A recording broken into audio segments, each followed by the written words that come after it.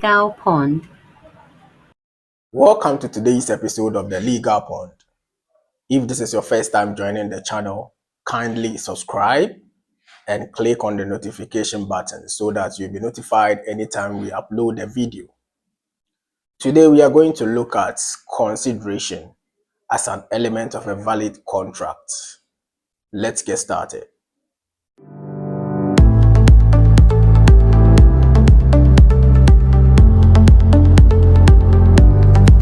The Legal Pond. Welcome back. As I said earlier on, today we are looking at consideration. You remember from our previous discussions that for a contract to be a valid contract, one of the things that we look at is that the contract must have what you call consideration. Now, what is consideration?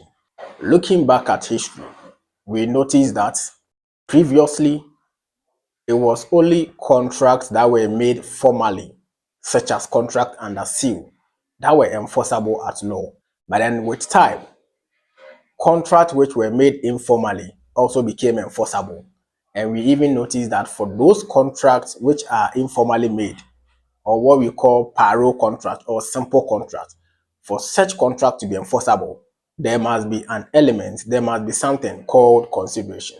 So the question is, what is consideration? Now, consideration has been defined by a number of cases, but I'll go for one or two of them. When we look at the case of Thomas versus Thomas, in that case, the court said when we say consideration, it is anything that has value in the eyes of the law that is given in return of a promise.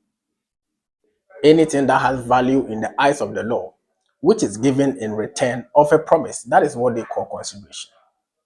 Now, Lord Denuden, in the case of Dunlop Pneumatic Tire versus Selfridge, gave a modern definition to what consideration is, where he described consideration as an act or a forbearance of one party, or a promise thereof, is the price for which the promise of the other is bought, and the promise that's given for value is enforceable.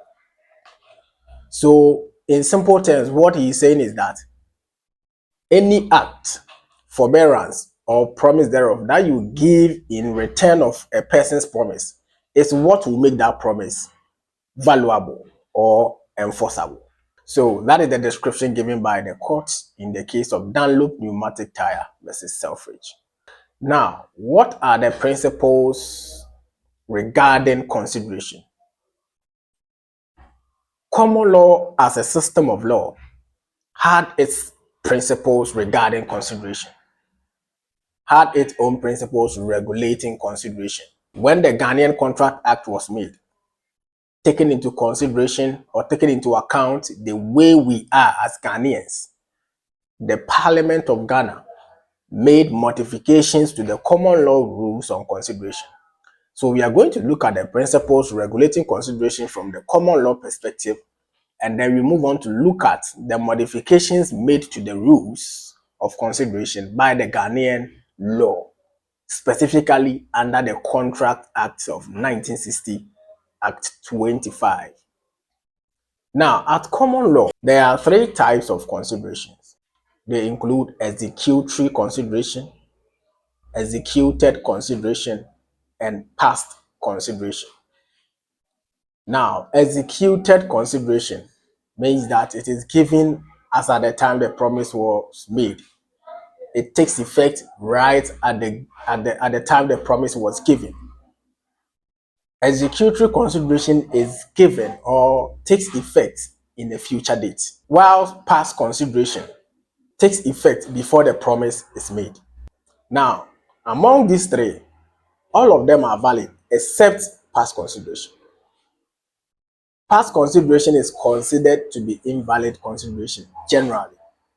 And it makes sense because you cannot give an acceptance before an offer if you are to consider it in that light. So generally, past consideration is seen not to be a valid consideration. However, there are about two conditions under which past consideration will be considered a valid consideration. Now, you look at a case like Roscola versus Thomas. it is one of the cases that holds that past consideration is not a valid consideration. You look at a case like Eastwood versus Keyon.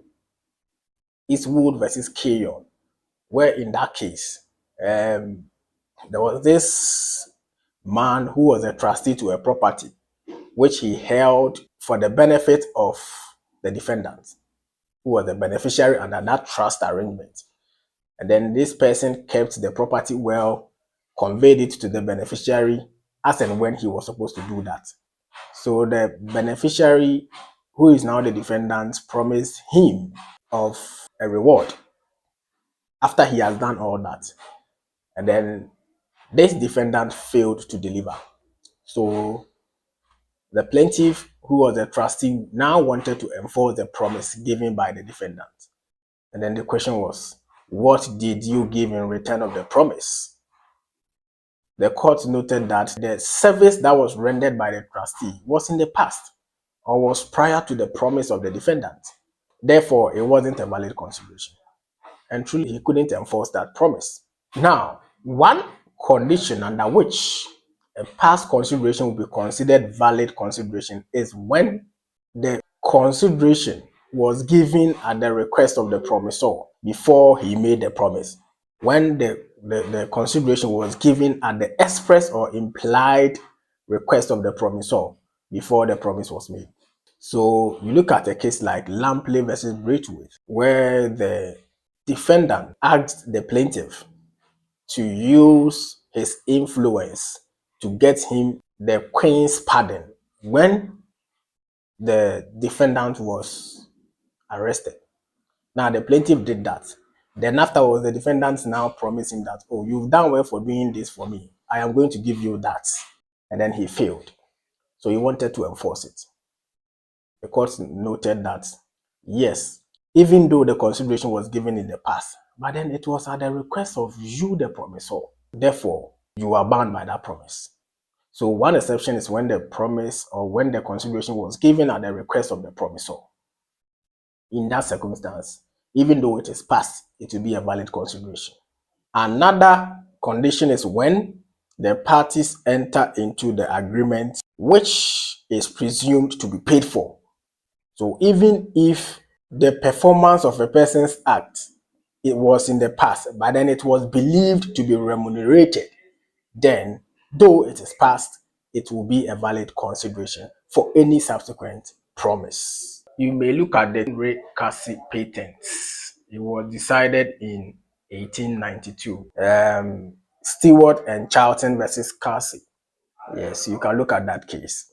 Now, the nature of consideration is such that it is required to be sufficient and not adequate. So there is this principle that says that consideration need not be adequate. It only needs to be sufficient. So the thing that you give in return of a promise as a consideration, it needs not to be plenty. It needs not to be quantitative. The only thing is that it must have value in the eyes of the law.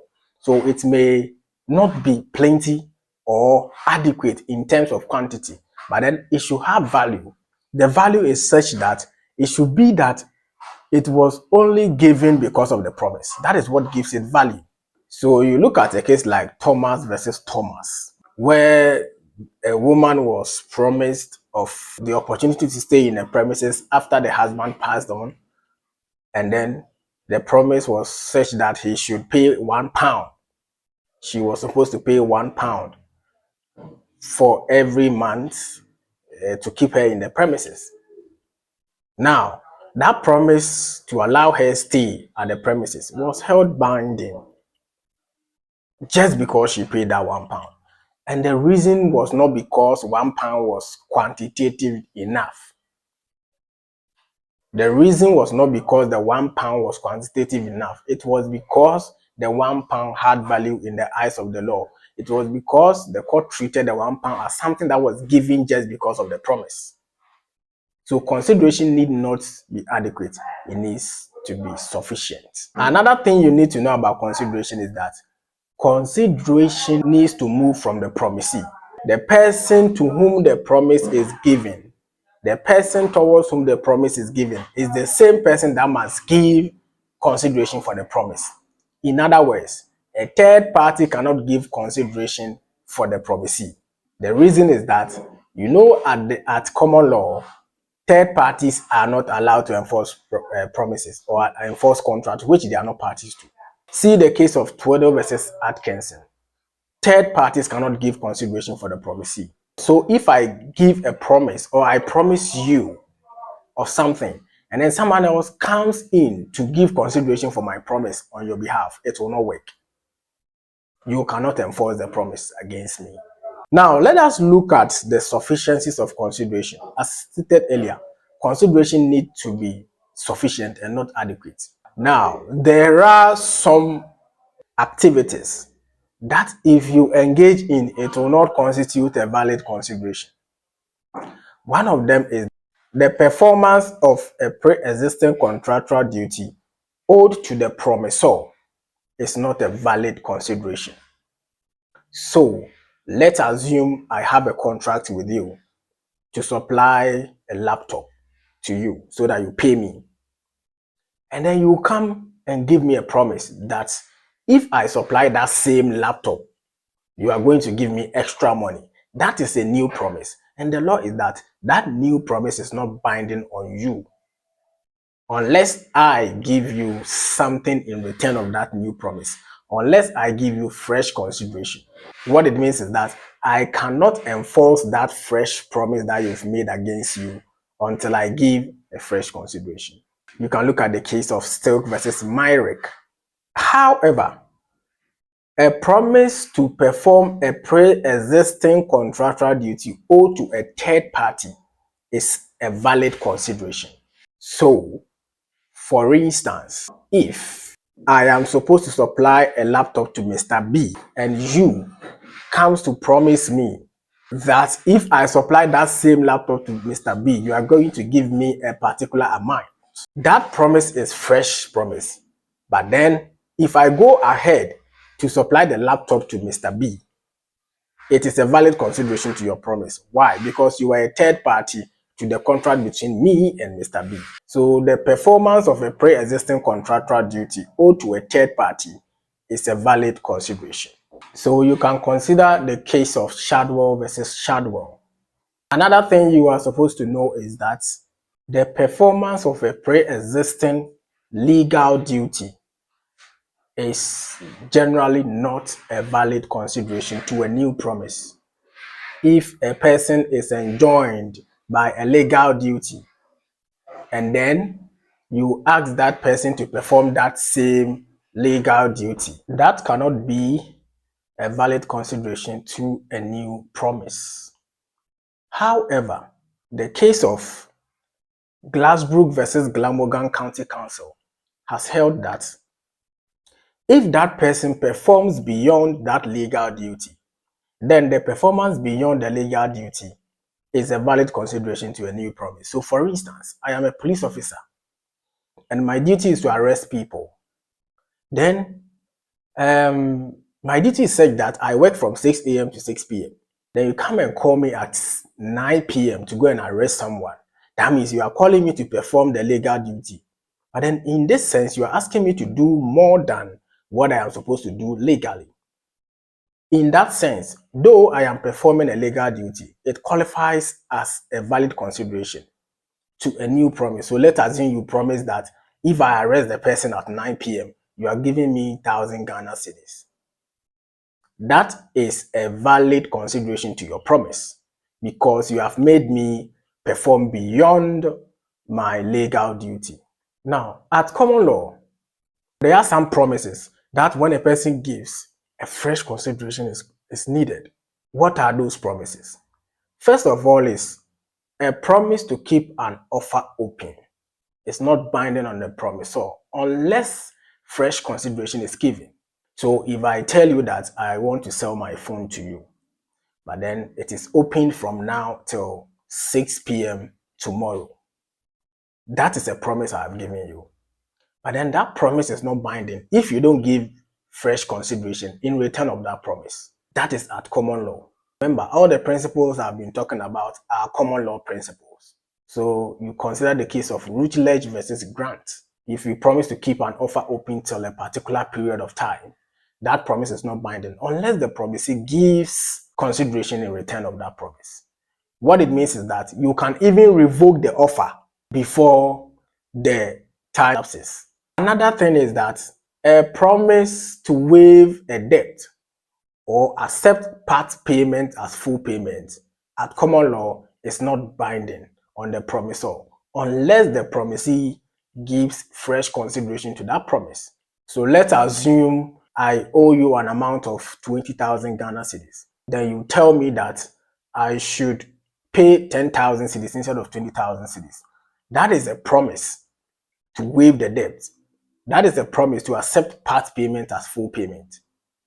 Now, when you give that promise, it is not binding on you unless I give something in return of that promise. So, some of the things I can do to constitute consideration is when I pay before the time or when I give some kind of forbearance. And this was a principle established in the Pinel's case and was later reaffirmed in the case of Folks versus Beer. So what it meant was that if I don't give consideration for that promise to waive the debt, you can come back and take your money, even though you promised to waive it. But you see, this rule was very harsh. You will tell someone that I am not taking this kind of money from you. And later you come back and say, I am taking it, even though I said I'm not taking it. You see, it was so harsh. People were using that principle to abuse others. So when equity came, equity brought up a concept to suppress the strictness of that part payment rule. And the concept that equity brought on board to resolve the strictness of the part payment rule is what we call the concept of promissory estoppel. And the concept of promissory estoppel is that if a person promises another person and that person relies on the promise and then changes his position, then the promisor will be stopped from reneging on his promise. If I am to put the promissory estoppel concept in a simple language, that is what it is. So for promissory estoppel, as propounded in the case of Hughes versus Metropolitan Railways, the rule is that once you've made a promise for someone to rely on the promise to change his position, you cannot renege on your promise. Equity will stop you from reneging on your promise. This is evident in the Ghanaian law under Section 26 of the Evidence Act 1975, NRCD 323. Now, the case of Central London Property Trust Limited versus High Trees House Limited, the case that we normally call the High Trees case, is one case that came to modify the promissory estoppel concept. Now remember, the promissory estoppel concept came because of the part payment rule, where someone has waived the debt or has decided to take part payment as full payment. Now, in that case, the court said that for someone to be able to rely on promissory estoppel to prevent the promisor from reneging on his promise, he must prove 4 things. One of them is that he must prove that he has a valid contract between him and the promisor. 2, that under the contract, the promisor made an unequivocal promise. And then 3, that he relied on the promise to change his position. And then 4, the circumstances are inequitable. What does it mean? 1, there must be a contract between them. What it means is that before you can say that we should prevent the promisor by way of promissory estoppel, you must show that you had a contract prior to his promise. And then 2, he made the promise unequivocally. He made the promise unequivocally, meaning he made the promise without any form of duress, fraud, or even coercion. And then 3, because of his promise, you relied on that promise to change your position. So you must prove to the court that you did something you wouldn't have done if not for the promise. And then 4, you must also demonstrate to the court that the circumstances will be inequitable. It will be unfair for the court to allow him to renege on his promise. Once you're able to establish these things, you can rely on promissory estoppel to prevent the plaintiff, or in this case, the promisor, from reneging on his promise. the high trees case. So know these four concepts. The case of Combe versus Combe is one case that gives more clarity to the concept of promissory estoppel, where it says that promissory estoppel is not a sword, but a shield. What it means is that you cannot go to court and claim promissory estoppel. Promissory estoppel is not used as a cause of action. It is rather used as a defense. So you look at the high trees case, for instance. You notice that in that case, there was a landlord and a tenant involved where, for some reasons, the landlord told the tenant that the tenant wanted to leave the premises when his tenancy was over. The landlord told the tenant to stay because he was going to reduce the prices for him. Now, this guy didn't go. He decided to stay because of that promise. Then later, the landlord wanted to take all those rents that he waived, and the tenant didn't want to pay. So the landlord sued the tenant.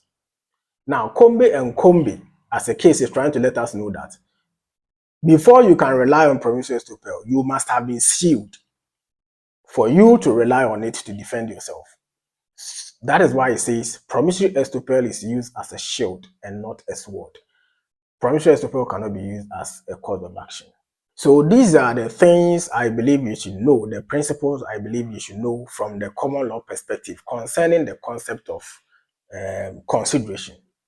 Now, as I told you early on, the laws on consideration have been modified by the Ghanaian law way back in 1960 when we had our own Contract Act. And then some provisions were dedicated to modify the rules of consideration to suit our Ghanaian kind of a lifestyle. So Section 8 is one of the things that modifies the rules on consideration. Section 8(1) says that a promise to keep an offer open is binding on the promisor with or without consideration. This is a modification to the common law principle which says that promise to keep an offer open is not binding without consideration. So in Ghana, if you promise someone that I want to sell my phone to you, but then the offer is open from now to 6 p.m. tomorrow, you are bound by that promise. You cannot sell till 6 p.m. tomorrow, even if the person does not come to buy. That is the position of the law. Another modification made by the Ghanaian law to the principle of consideration is Section 8, subsection 2 of the Contract Act. It says that a promise to waive a debt or to accept part payment as full payment is binding on the promisor, irrespective of whether or not the promisee has given consideration. So you could see that this is a total erosion of the part payment rule and even promissory estoppel. In Ghana, once you promise someone that you have waived a debt and the person has relied on that, you are bound by that promise, even if the person does not give consideration. Section 8(2). Section 9 is another provision that modifies the common law rules on consideration. Section 9 says that the performance of a pre-existing legal duty is a valid consideration.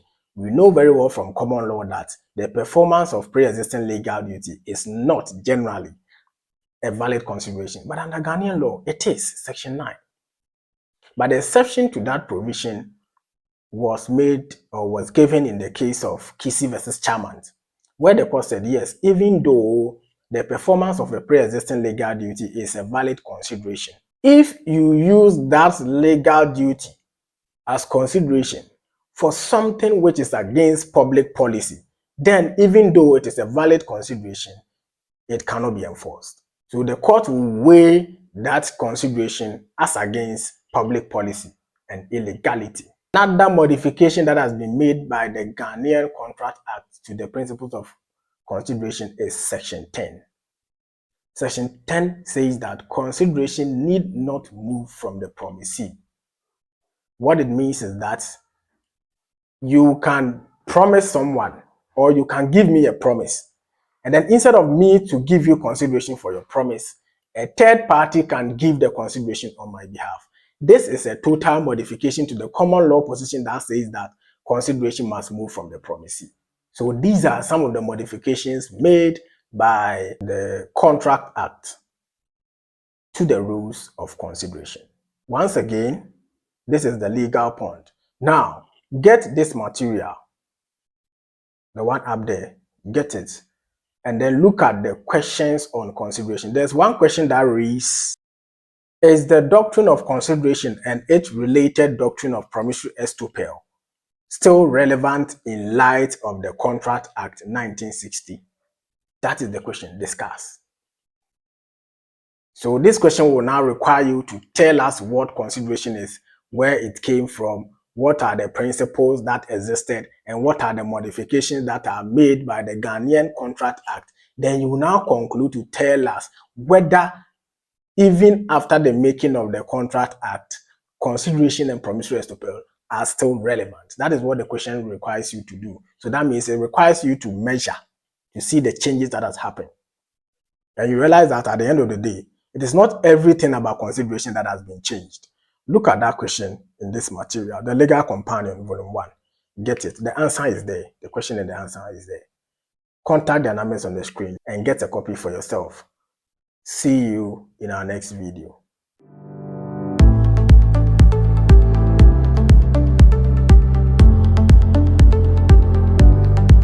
The legal pond.